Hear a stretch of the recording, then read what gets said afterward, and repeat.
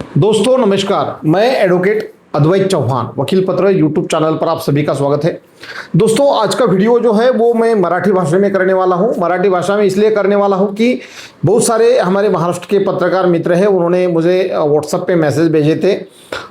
Social media पे भी जैसे Facebook पे और इंस्टाग्राम पे भी मुझे मैसेज उनके आए थे कि सर जो यूट्यूब चैनल है और न्यूज़ पोर्टल है ये जो अभी बहुत सारे चल रहे हैं, तो इसके ऊपर आप एक वीडियो बनाइए कि यूट्यूब चैनल चलाने के लिए या फिर न्यूज़ पोर्टल के लिए कौन सा रजिस्ट्रेशन होता है और कानूनन ये यूट्यूब चैनल और रजिस्ट्रेशन जो न्यूज़ पोर्टल के है वो क्या अधिकृत है या फिर कैसा है, लीगल है या इलीगल है, इसके ऊपर एक वीडियो बनाइए। ऐसे बहुत सारे लोगों की रिक्वेस्ट थी, तो मैं आज का वीडियो मराठी में बनाने वाला हूं। तो हम हिंदी में भी उसका वर्जन जरूर लाएंगे, लेकिन फिलहाल अभी मराठी में चालू करते हैं। तर मित्रांनो, मला खूप साऱ्या जणांनी मेसेजेस केले की आता प्रत्येक तालुक्यामध्येच नाही तर गावागावामध्ये 10-10, 15-15 न्यूज पोर्टल्स आणि यूट्यूब चॅनल चालू झालेले आहे। बूम घेतलेले जे पत्रकार मित्र आहेत किंवा मोबाईलवर शूट करणारे पत्रकार मित्र आहेत किंवा म्हणजे तळागाळामध्ये काम करणारे पत्रकार मित्र आहेत, जनसामान्यांच्या समस्या सोडवण्याच्यासाठी एवढीसाठी आता गर्दी झालेली आहे की समस्यापेक्षा पण गर्दीच जरा जास्त मोठी झाली, असे उपहासात्मक मेसेज होते। मात्र या सर्व गोष्टीला काही अर्थ नाही, कारण बरेच जण अपवाद काही जर वगळले तर बरेचसे जण अतिशय चांगलं काम करत आहेत। जे मीडियापर्यंत जे लोक पोहोचू शकत नव्हते, ग्रामीण भागातले लोक म्हणा किंवा रिमोट एरियामधले लोक म्हणा, जे मीडिया म्हणजे त्यांच्या ज्या समस्या आहेत त्या कधी मीडियाच्या समोर येतच नव्हत्या किंवा मीडिया त्या इतर लोकांना दाखवतच नव्हत्या, तर या डिजिटल माध्यमामुळे म्हणजे यूट्यूब चॅनल असतील किंवा तुमचे न्यूज पोर्टल्स असतील याच्यामुळे ह्या ज्या समस्या आहेत ह्या समस्या आता लोकांसमोर येत आहेत। लोकांसमोरच नाही तर प्रशासनासमोर येत आहेत आणि खूप सारा त्याचा फायदा सुद्धा होत आहे। मात्र हे करत असताना कारण शेवटी काय आहे की आपल्याकडे कायदेशीर दृष्ट्या काय योग्य आहे आणि कायदेशीर दृष्ट्या काय बरोबर आहे हे आपल्याकडे बघितलं जातं आणि त्याचमुळे बऱ्याच जणांना हा प्रश्न पडला होता की एक्झॅक्टली आम्हाला या गोष्टीची माहिती द्या आणि एक व्हिडिओ करा। तर आजचा आपण व्हिडिओ करतोय त्याच विषयावर की जे यूट्यूब चॅनल्स सध्या चालू आहेत, न्यूज बनवणारे जे यूट्यूब चॅनल्स आहेत, जे न्यूज पोर्टल्स आहेत, जे ब्लॉग्स आहेत, फेसबुकला आणि इंस्टाग्रामला न्यूज प्रसारित करणारे अनेकसे पेजेस आहेत, अकाउंट आहेत, तर हे सर्व कायदेशीररित्या वैध आहेत का, याला कायदेशीररित्या मान्यता आहे का, याला कोणतं रजिस्ट्रेशन सर्टिफिकेट आहे का। आता हा एक महत्त्वाचा प्रश्न आपण आज घेणार आहोत। हा व्हिडिओ मूलतः 2 ते 3 भागामध्ये होईल। याचा पहिला भाग जो आहे जो आज आपण शूट करतोय, आज या ठिकाणी आपण लाईव्ह करणार आहोत। तर मित्रांनो, सर्वात प्रथम एक गोष्ट लक्षात घ्या की बरेचसे जण असे आहेत की सांगतात की आमचं न्यूज पोर्टल आहे, कोणी म्हणतं माझ्याकडे उद्यम रजिस्ट्रेशन आहे, कोणी म्हणतं माझ्याकडे GST आहे, कोणी म्हणतं मी ट्रेडमार्क केलेला आहे, कोणी म्हणतं मी तर कंपनी बनवलेली आहे। आणि MSME रजिस्ट्रेशन पासून तर कंपनी बनवण्यापर्यंत, ट्रेडमार्क पासून तर अगदी म्हणजे शॉप ॲक्ट लायसन्सपर्यंत असे वेगवेगळे लायसन्स प्रत्येक जण आपापल्या परीने काढत असतो। मात्र मुळात एक गोष्ट लक्षात घ्या की हे सर्व रजिस्ट्रेशन सर्टिफिकेट न्यूज पोर्टल्स आणि यूट्यूब चॅनलसाठी चालतात का हे तर आपण सविस्तर बघणार आहोत। पण प्रथम दृष्ट्या म्हणजे प्रायमा फेसी जर आपण असा विचार केला की हे चालतात का, तर याचं उत्तर म्हणजे मोठा नाही असं आहे। हे कुठलंही रजिस्ट्रेशन जे आहे हे सर्टिफिकेट्स आहेत, मात्र हे सर्टिफिकेट्स म्हणजे पत्रकारितेचं लायसन्स नाही। पत्रकारितेच्या लायसन्ससाठी जसं की तुमच्या भारत सरकारचं जे RNI पूर्वीचं होतं जे आता PRGI झालेलं आहे, आणि इलेक्ट्रॉनिक्स मीडिया जे आहे ज्याच्यामध्ये जे तुमचे TV चॅनल्स जे असतात, अपलिंकिंग डाऊनलिंकिंग पोर्ट्स जे पुरवणारे जे लोक असतात, तर याच्या संदर्भात जे रजिस्ट्रेशन असतात ते रजिस्ट्रेशन मिनिस्ट्री ऑफ इन्फॉर्मेशन ब्रॉडकास्टिंगद्वारे दिले जातात, त्याच्यासाठी स्वतंत्र विभाग आहे। त्याचबरोबर RNIचं जे रजिस्ट्रेशन आहे जे आपण प्रिंट मीडियासाठी प्रामुख्यानं आपण म्हणतो की PRGIचं रजिस्ट्रेशन जे आहे ते प्रिंट मीडियासाठी असतं। मात्र अनेक जण काय करतात की नाही, बरेचसे आता न्यूज वेबसाईट्स बनवून देणारे लोक सुद्धा टाकतात की आम्ही गव्हर्नमेंटच्या रजिस्ट्रेशन सहित तुम्हाला न्यूज पोर्टल्स देऊ, आणि मग नेमकं याच ठिकाणी बरेचसे पत्रकार मित्र फसतात।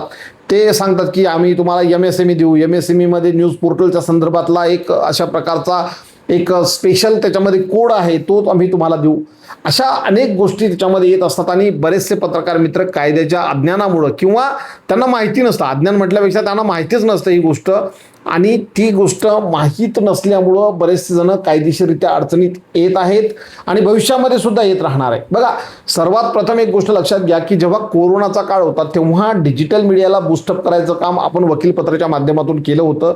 बऱ्याचशा डिजिटल मीडियाच्या पत्रकारांना कायदेशीर अडचणी जेव्हा निर्माण झाल्या होत्या, आज जे लोक बूम घेऊन फिरतायत किंवा आज जे लोकांचे यूट्यूब चॅनल्स चालू आहेत किंवा जे लोक आज दुसऱ्यांवर म्हणतात की मी मोठा यूट्यूब चॅनलवाला आहे, माझ्याकडे एवढे सबस्क्रायबर आहे, एवढे लाईक्स आहे, तेच लोक बरेचसे लोक जे आहेत ते कोरोनाच्या काळामध्ये जे आमचे छोटे मोठे पत्रकार मित्र जे सोशल मीडियाच्या माध्यमातून डिजिटल मीडियाच्या माध्यमातून लोकांसमोर बातम्या आणि बाकीच्या गोष्टी आणत होते तेव्हा त्यांना विरोध करत होते.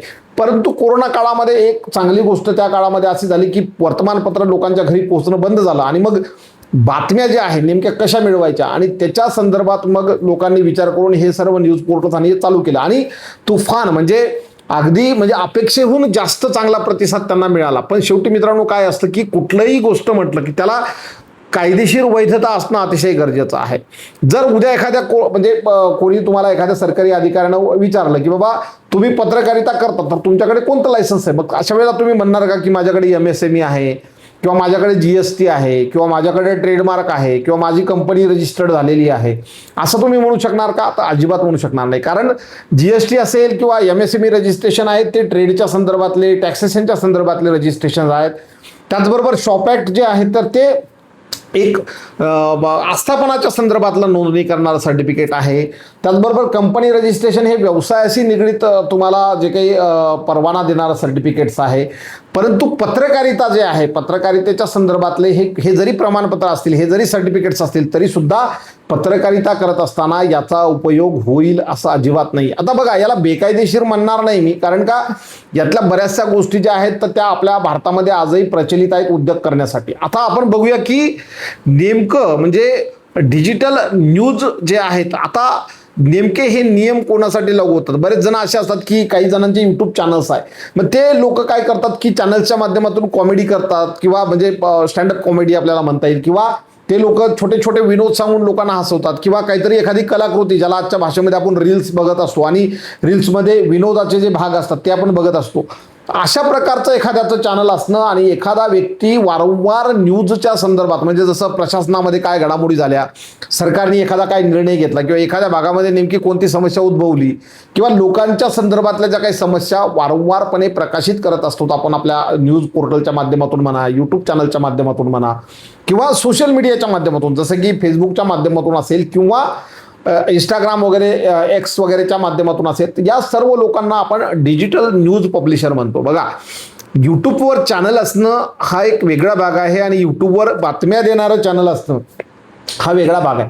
आपण नियमितपणे जर तसं कंटेंट अपडेट करत असलो की जे न्यूज सारखं कंटेंट आहे आपण अपडेट करत असेल तर आपण डिजिटल न्यूज पब्लिशर या व्याख्येमध्ये बसतो. आणि ही व्याख्या करत असताना आत्ता सध्याच्या परिस्थितीला भारतामध्ये डिजिटल न्यूज पब्लिशरसाठी कुठल्याही प्रकारचं रजिस्ट्रेशन सध्या नाही आहे. म्हणजे केंद्र सरकारने असं कुठलं हेच केलेलं नाही, म्हणजे असे कुठली संस्था स्थापन केलेली नाही किंवा अशी अथॉरिटी निर्माण केलेली नाही आहे की जी या लोकांना रजिस्ट्रेशन देते. मात्र असं नाही आहे की रजिस्ट्रेशन तुम्हाला मिळत नाही म्हणजे तुमच्यावर काही जबाबदारी नाही. आजकाल आपण पाहतोय की बरेच जण आपल्याला आपल्या फीडमध्ये व्हिडिओ दिसत असतात की काही लोक प्रशासनासोबत भांडत असतात, पोलीस स्टेशनमध्ये जाऊन त्या ठिकाणी वादविवाद करतात की मला संविधानाने हा अधिकार दिलेला आहे वगैरे वगैरे वगैरे. आता ह्या गोष्टी ज्या आहेत त्या मी तुम्हाला प्रत्येक सेक्शन किंवा आर्टिकल ह्याच्यासाठी सांगणार नाही की ते सर्वांना माहिती आहे. मुळात जेव्हा आपल्याला संविधानाने हे स्वातंत्र्य दिलेलं आहे तेव्हा काही जबाबदारी सुद्धा दिलेली आहे, काही रेस्ट्रिक्शन्स त्याच्यावर ज्या आहेत त्या लावलेल्या आहेत. जसं की आपण बातमीदारी करत असताना एखाद्याची बदनामी होईल, एखाद्याच्याबद्दल आपण मुद्दामून चुकीचं वक्तव्य प्रसारित करत असू किंवा एखाद्या गोष्टीबद्दलची चुकीची माहिती आपण प्रसारित करत असू, ह्या जर गोष्टी करत असेल तर त्या ठिकाणी आपण जो संविधानाने आपल्याला जो मूलभूत अधिकार दिलेला आहे त्याचं कुठंतरी आपण उल्लंघन करतोय. आणि या उल्लंघनामध्ये जे पत्रकारिता आजची आपण बघतोय तर या गोष्टीमध्ये बऱ्याच ठिकाणी आपल्याला आढळते, सर्रास ठिकाणी म्हणजे सर्रास ही गोष्ट आढळते की अनेक पत्रकार मित्र कायद्याचं पालन न करता किंवा काही ठिकाणी ज्या पद्धतीच्या बातम्या वगैरे ज्या आजकाल दिसतात आपल्याला ज्याच्यावरून वादविवाद होतात अशा बातम्या मी म्हणतोय, ज्याच्या माध्यमातून मग नंतर पोलीसच्या संदर्भातले ससीमीरा असेल किंवा मग वेगवेगळ्या प्रकारचे दिवाणी खटले असतील किंवा फौजदारी खटले सुद्धा बऱ्याच लोकांवर दाखल झालेले, IT ॲक्टनुसार सुद्धा बऱ्याच जणांवर खटले दाखल झालेले आहेत. तर हे सर्व करत असताना आपण कायदेशीर मर्यादा जे आहे, कायदेशीर जी आपली सीमारेषा आहे, त्या सीमारेषेमध्ये राहून आपण कसं काम करू शकतो हे आजकाल बहुतेक पत्रकारांना माहिती नाही किंवा माहिती करून घ्यायचं नाही आहे. अनेक जण काय करतात की ट्रॅप होतात, की कुठेतरी तुम्हाला फेसबुकवर जाहिरात दिसतं का 2500 रुपयात, 2400 रुपयात, 2000 रुपयात तुम्हाला न्यूज पोर्टल बनवून मिळेल, किंवा तुम्हाला 500 रुपयात यूट्यूब चॅनल काढून मिळेल, किंवा मग तुमचे व्हिडिओ एडिट करून देण्यासाठी आम्हाला तुम्ही एवढे अमुक अमुक पैसे द्या. अशा प्रकारे तुम्हाला खूप सारे जाहिराती दिसतील. आणि आपण काय करतो की नाही, आता जर मी न्यूज चॅनल काढलं तर मी मीडियाचा माणूस झालो, मी पत्रकार झालो आणि मग आम्हाला तो अधिकार मिळाला असं आपण समजतो. मात्र नाही, तो अधिकार सर्वसामान्य माणसाला सुद्धा आहे. एखाद्या गोष्टीबद्दल आवाज उठवण्यासाठी पत्रकारच असणं असं गरजेचं नाहीये. मात्र पत्रकार असताना तुम्हाला काही प्रिव्हिलेजेस जे आहेत ते मिळत असतात, काही फायदे, किंवा तुम्हाला फायदे म्हटल्यापेक्षा तुम्हाला काही भागामध्ये, काही गोष्टीमध्ये तुम्हाला प्राथमिकता दिली जाते. एखाद्या शासकीय कार्यालयामध्ये जर माहिती मिळवायची असेल तर पत्रकार त्या ठिकाणी सहज माहिती मिळवू शकतात. बाकीच्या सामान्य लोकांना जर माहिती मिळवायची असेल तर माहितीचा अधिकार किंवा इतर गोष्टीचा उपयोग म्हणजे वापर करावा लागेल. तर हे जे काही गोष्टी आहेत हे करत असताना, म्हणूनच आम्ही नेहमी म्हणतो की पत्रकारिता करत असताना ही जबाबदारी जी आहे ती असणं अतिशय गरजेचं आहे, तिचं भान असणं गरजेचं आहे. म्हणजे तुम्ही न्यूज पोर्टल चालवताय किंवा यूट्यूब चॅनल चालवताय म्हणजे तुम्ही मीडियाचे माणसं आणि कशाही प्रकारे वागणार, किंवा बातमी देत असताना काही ज्या रिस्ट्रिक्शन्स तुम्हाला पाळाव्या लागतात, एखाद्याची बदनामी होणार नाही किंवा चुकीच्या माहितीच्या आधारावर बऱ्याच वेळा बातमी दिली जाते, अशा गोष्टी होऊ नये. आणि या गोष्टी झाल्या तर आपल्याला कायदेशीर अडचणीचा सामना, म्हणजे कायदेशीररित्या आपल्यावर बरेचसे गुन्हे दाखल होऊ शकतात. याचा सामना करण्यासाठी काही तुम्हाला गव्हर्नमेंटनी काही रूल्स बनवलेले आहे आणि हे रूल्स आपण जर फॉलो केले तर आपण खऱ्या अर्थानं डिजिटल मीडिया किंवा सोशल मीडिया किंवा न्यूज पोर्टल, तुमचं जे यूट्यूब चॅनल आहे, या सर्वांचा एकदम व्यवस्थितपणे उपयोग करू शकतो. समाजासाठी सुद्धा करू शकतो आणि समाजासाठी करत असताना आपण सुद्धा एका संरक्षक याच्यामध्ये राहतो आहे ना.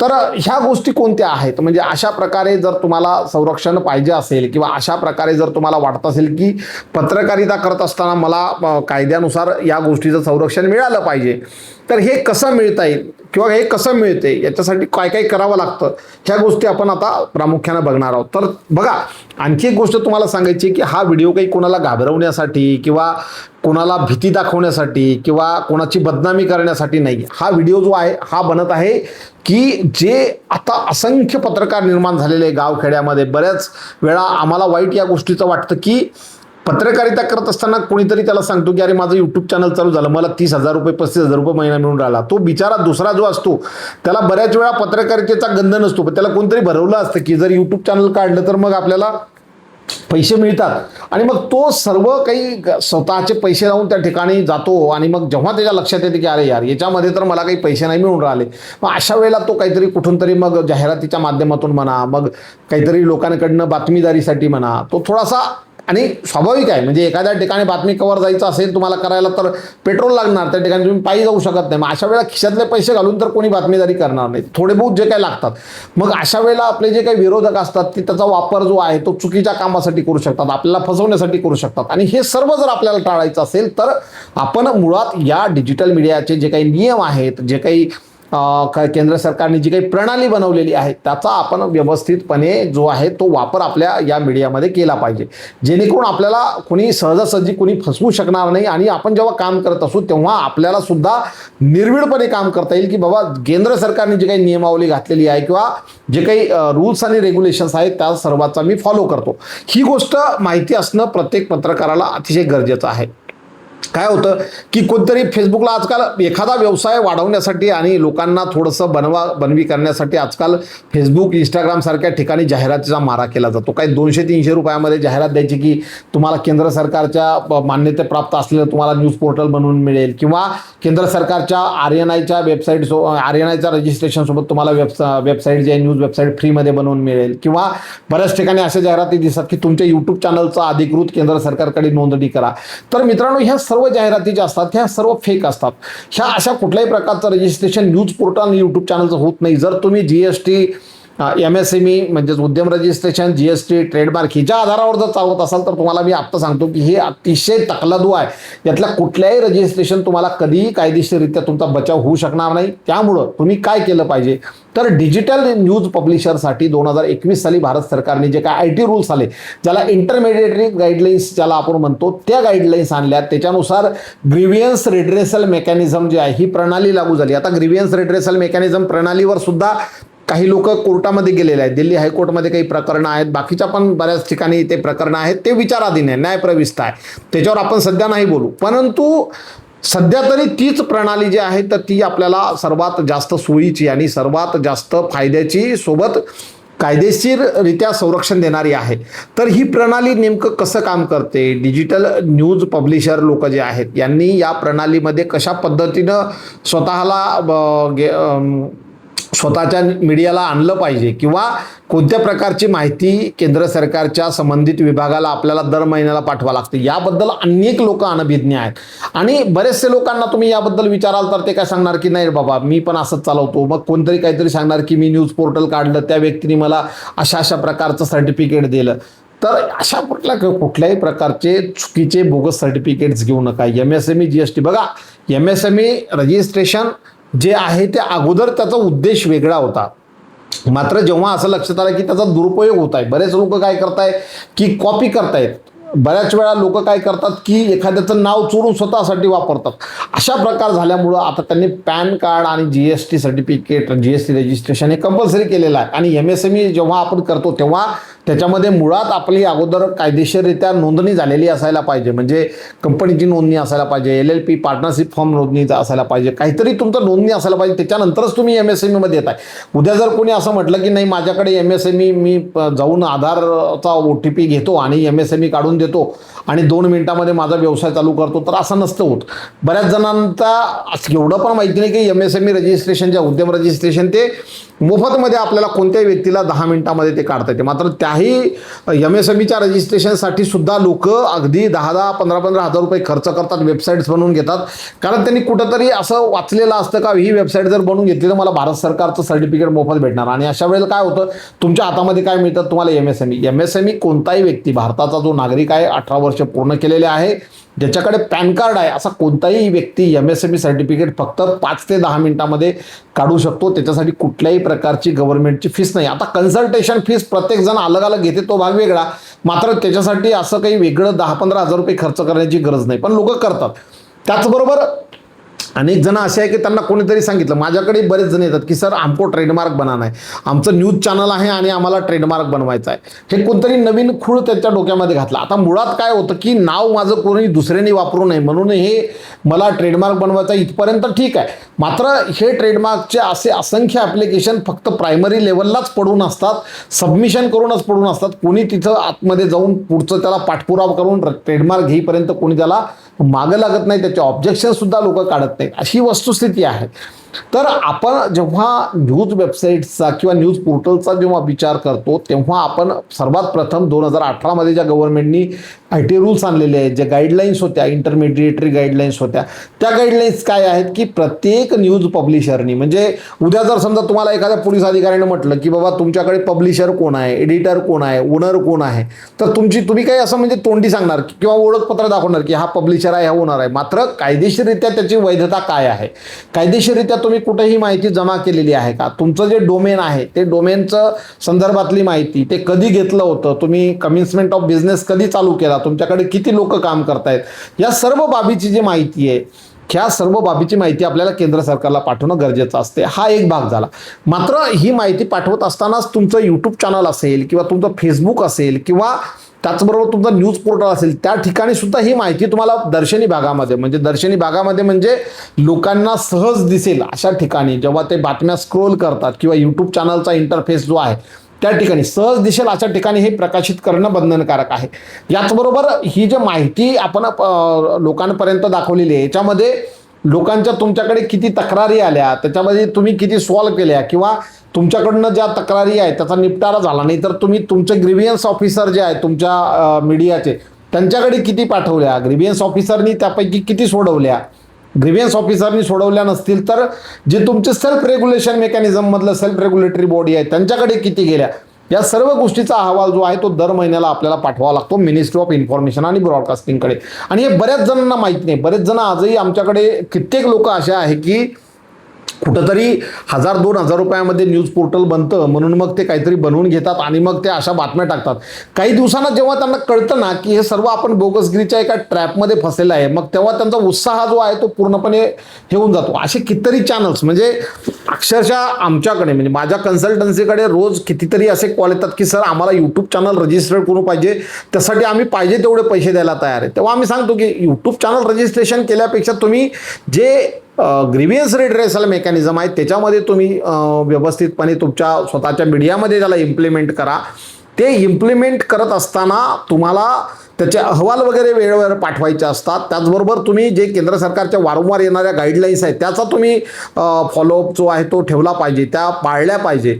तुम्हाला कल्पना आहे कदाचित असेल किंवा नसेल माहिती नाही, परंतु आत्ता जी एक सिंगापूरमध्ये जे बॅडमिंटन असोसिएशनच्या संदर्भातली जी एक बातमी होती त्याच्यामध्ये आपले सन्माननीय सरन्यायाधीश आणि बाकीचे जज मंडळी जे होते ते गेले होते आणि कुठल्या तरी एका न्यूज पोर्टलनी त्याच्यामध्ये सांगितलं की त्या ठिकाणी काही राजकारणी लोक आणि काही जजेस लोक यांनी त्या ठिकाणी बॅडमिंटन खेळलं, अशा प्रकारच्या न्यूज एका चालू झाल्या. आणि मग काय झालं, बऱ्याचशा न्यूज पोर्टलनी व्ह्यूज मिळवण्याच्या नादामध्ये काय झालं की अशा प्रकारच्या बातम्या दिल्या. आता त्याच्यामध्ये दिल्ली हायकोर्टनी खूप चांगलं जजमेंट त्यांनी त्याच्यामध्ये दिलेलं आहे की बाबा ज्या ज्या लोकांनी अशा प्रकारच्या बातम्या ज्या आहेत त्या प्रकाशित केल्या किंवा याचा आधार घेऊन याच्यावर क्रिटिक्स केलं किंवा याचं विश्लेषण केलं, हे सर्व कंटेंट जे आहे ते कंटेंट सोशल मीडियावरनं डिजिटल मीडियावरनं जे आहे ते हटवलं पाहिजे. तुमच्या न्यूज वेबसाईट्स असेल त्याच्यावरून ते हटवायचं आहे. त्यानंतर ते न्यूज पोर्टल असेल किंवा ते यूट्यूब चॅनल कोणी क्रिएट केलं, त्याचा ईमेल ID, ज्याने क्रिएट केलं त्याचं नाव, हे सर्व माहिती त्यांनी बंद लिफाफ्यामध्ये मागवली आणि यांच्यावर कायदेशीर कार्यवाही करण्यासंदर्भातले आदेशसुद्धा त्यांनी तशा प्रकारचे दिले. त्यामुळं जर समजा तुम्ही अशा प्रकारची बातमी कुठल्याही प्रकारची शहानिशा न करता एखादी बातमी कोणीतरी छापली म्हणून त्याचं कॉपी करून आपण लगेच छापायला घेतली किंवा आपण लगेच आपल्या न्यूज पोर्टलवर अपलोड केली किंवा आपल्या यूट्यूब चॅनलला एखादा व्हिडिओ बनवून लगेच अपलोड केला, तर तो आपल्या म्हणजे तो आपल्याला अडचणीत आणणारा तो विषय असू शकतो. आणि त्यामुळं काय केलं पाहिजे आपण की कुठलंही बातमी असेल, कुठल्याही प्रकारचं आपण एखादं संदर्भातलं वृत्तांकन करत असेल तेव्हा ते करत असताना त्याच्यामध्ये तथ्य आहे का की केवळ म्हणजे कुणाला तरी बदनाम करण्याच्या दृष्टीनं ते रचलेलं आहे. कारण आजकाल बऱ्याचशा म्हणजे जवळपास भारतामधल्या सर्वच राजकीय पक्षांचे स्वतःचे IT सेल आहेत आणि मग IT सेल काय करतात की मध्येच काहीतरी अशा बातम्या पसरवत असतात मध्ये. तर अशा प्रकारच्या बातम्या पसरवण्याचा तर तो भाग नाही ना. याची शहानिशा जी आहे ती डिजिटल न्यूज पब्लिशरनी केली पाहिजे. आणि हे करत असताना जे इंटरमिडिएटरी गाईडलाईन्स ज्या आहेत आपल्या याच्यामधले जे IT रूल्स आहेत त्या IT रूल्सला आपण फॉलो केलं पाहिजे. आणि त्या संदर्भातला सविस्तर व्हिडिओ म्हणजे व्हिडिओ खूप जास्त मोठा होऊ नये म्हणून मी थोडासा आवर्त घेतो. मला तो 20च मिनिटाचा बनवायचा होता, थोडे 2-3 मिनिटं मागं पुढे होतात. मात्र दुसऱ्या भागामध्ये आपण पूर्णपणे ही कायदेशीर बाबीची माहिती घेणार आहोत. परत एकदा सांगतो, GST registration, MSME registration, trademark registration, company registration, हे कुठल्याही प्रकारचे रजिस्ट्रेशन तुमच्याकडे असेल आणि तुम्ही याच्या आधारावर जर चालवत असाल की माझं न्यूज पोर्टल किंवा माझं यूट्यूब चॅनल जे आहे किंवा माझं इंस्टाग्राम पेज आहे किंवा माझं Xचं पेज आहे, हे माझ्याकडे हे रजिस्ट्रेशन असल्यामुळं मी चालवतो असं जर तुम्हाला वाटत असेल तर तुम्ही खूप मोठ्या गैरसमजामध्ये आहात. अशा प्रकारचं कुठलंही रजिस्ट्रेशन तुम्हाला प्रोटेक्शन देत नाही. पत्रकारिता करण्याचं हे लायसन्स नव्हे. जर उद्या एखादा प्रश्न निर्माण झाला, एखाद्या अधिकाऱ्याने तुम्हाला विचारलं तर तुम्ही बाबा कुठल्या रजिस्ट्रेशनच्या आधारे ही पत्रकारिता करता, तर तेव्हा तुम्ही त्यांना GST, MSME, कंपनी, ट्रेडमार्क या कुठल्याही प्रकारचं रजिस्ट्रेशन देऊ शकणार नाही. कायद्याने तसं देता येत नाही.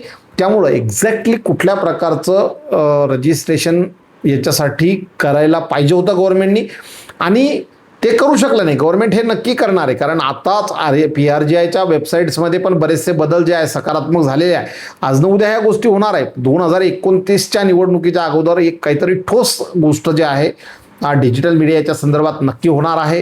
आत्ता तुम्हाला कल्पना असेल की जे मोठे डोमेन विक्रेते आहेत जसं GoDaddy असेल किंवा बिगरॉक असेल, या लोकांनी आधार बेस जे डोमेन व्हेरिफिकेशन करणं चालू केलेलं आहे. ह्या सर्व गोष्टी तुम्हाला माहिती असणं गरजेचं आहे. कायद्याच्या संदर्भातल्या पुढच्या घडामोडी आणि याच विषयामधल्या ज्या सविस्तर केसेस ज्या काही झालेल्या आहे डिजिटल मीडियाच्या संदर्भातल्या चुकीची बातमी प्रसारित केल्यामुळं बऱ्याचदा ज्या केसेसला सामोरं जावं लागलं त्या लोकांना त्या संदर्भातली माहिती आणि नेमक्या ह्या कॉम्प्लायन्स जे आहे, ज्या गाईडलाईन्स आहेत त्या सर्व गाईडलाईन्सचं कॉम्प्लायन्स कसं करायचं या संदर्भातली माहिती आपण पुढच्या व्हिडिओमध्ये बघूया.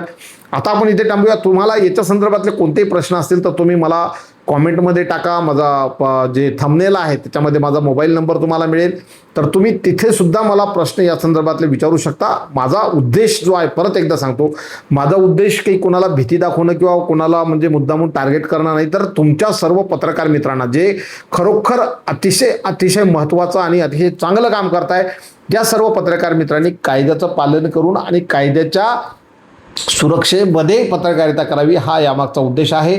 या संदर्भातली माहिती तुम्हाला मिळावी हा त्यामागचा उद्देश आहे. त्यामुळे गैरसमज करून घेऊ नका. तुर्तास आपण इथे थांबूया. दुसऱ्या व्हिडिओमध्ये नक्की भेटूया. तुमचे प्रश्न मला विचारू शकता. धन्यवाद.